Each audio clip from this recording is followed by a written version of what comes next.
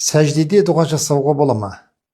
Егер сіздің оқып жатқан намазыңыз парыз намаз болса, мысалы таң намазы, жұма намазы деген сияқты, онда сәждеде, сол намаздың сәждесінде жатқан кезде тәсбихтан, яғни субхан раббил аъла деген тәсбихтан басқа ешқандай дұға айтпағаныңыз жөн болады. Ал егер де сіздің оқып жатқан намазыңыз сүннет намаз, не болмаса кез келген бір нәпіл намаз болатын болса, онда Құранның аятындағы дұғалар бар, мысалы Раббана атина фид дуния хасана деген сияқты, не болмаса пайғамбарымыздың хадисінде келген дұғалар бар. Осы дұғаларды оқуыңыз, тәсбихпен бірге осы дұғаларды оқуыңызға болады.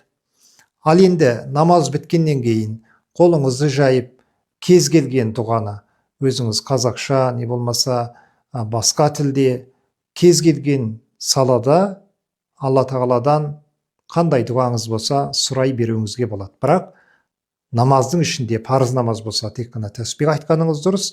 Ал енді нәпіл сүннет намаздар болатын болса, Құранның аятында пайғамбарымыздың хадисінде келген дұғаларды оқығаныңыз дұрыс болады екен.